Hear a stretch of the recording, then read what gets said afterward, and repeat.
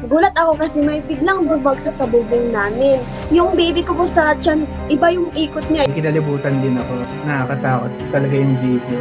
Feel ko hindi siya edited. Totoo yung tik-tik kung ano man yung nasa taas. Isa ka rin ba sa naniniwala na meron talagang tik-tik? O isa ka rin ba sa naging biktima ng tinatawag na tik-tik?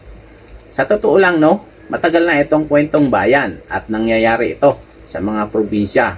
Doon sa mga nakatira sa mga liblib na lugar sa probinsya. Nangyayari ito tuwing gabi, lalo na kung may kasama kang buntis sa inyong mga tahanan. Ganito kasi yan mga bro. Nag-viral kasi ang isang video ng isang buntis sa Baras Rizal matapos umano siyang bisitahin ng isang tik-tik na nasa bubong ng kanilang bahay. Panoorin natin ang buong kwento.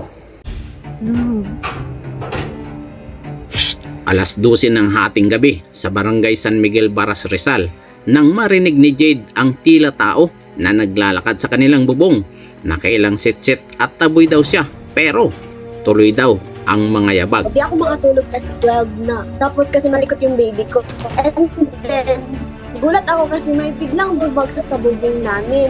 Yung baby ko po sa tiyan, iba yung ikot niya eh. Parang hindi talaga normal yung ikot niya sa tiyan ko. Bago daw ang kanilang yero pero nayupi sa bigat ng kung sino mang umapak. Pero di tulad ni Jade, ang mister niya hindi naman daw nagagambala sa pagtulog. Dito na siya kinabahan. May kwento-kwento daw sa kanila tungkol sa ginagawa ng tik-tik. Naglakad-lakad sa bubong. Para daw may ritual na ginagawa daw yun sila na makatulog ng mahimbing yung partner. Ganun. Kahit pinipilit na gisingin. Isang Filipino mythological creature ang tik-tik.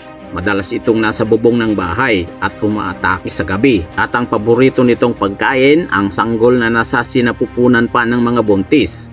Ang sabi-sabi pa, humahaba ang dila nito na kayang biyakin ang tiyan ng mga buntis.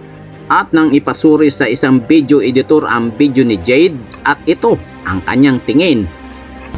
Actually, kinalibutan din ako. Nakakatakot talaga yung video. Pero kung I will judge doon sa whole video, kung may manipulation ba sa video or audio, I will say na wala. At kung meron man, yung editing na lang na nangyari doon is yung cuts ng video niya and yung text sa video editor na napanood yung video. Feel ko hindi siya edited, but hindi ibig sabihin nun na totoo yung tik-tik kung ano man yung nasa taas. Ang isang veterinarya naman, hindi inaalis na posibleng may hayop lang talaga sa bubungan nila Jade. Dito sa Pilipinas, marami naman tayong nocturnal animals, no?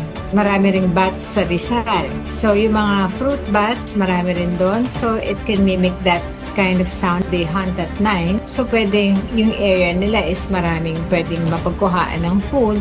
So, yung napupunta sa bubong nila, pwede rin pag naghahanap ng mate, kaaway yung bats or fruit bats in particular. Bagamat magkaiba ang paniniwala ng mga nakapanood sa video, para kay Jade, wala namang masama kung mag-iingat na lang. For awareness lang po sa mga buntis din na parang same din sa akin yung nangyayari. Relate din sila. Ang dami kasi nag-comment.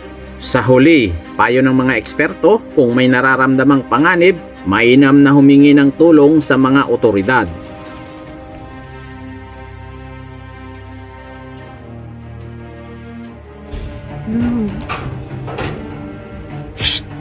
Hindi ako makatulog kasi 12 na. Tapos kasi malikot yung baby ko. And then, gulat ako kasi may biglang bumagsak sa bubong namin. Yung baby ko po sa tiyan, iba yung ikot niya eh. Parang hindi talaga normal yung ikot niya sa tiyan ko. Naglakad-lakad sa bubong. Para daw may ritual na ginagawa daw yun sila na makatulog ng mahimbing yung partner. Ganun. Kahit pinipilit na gisingin.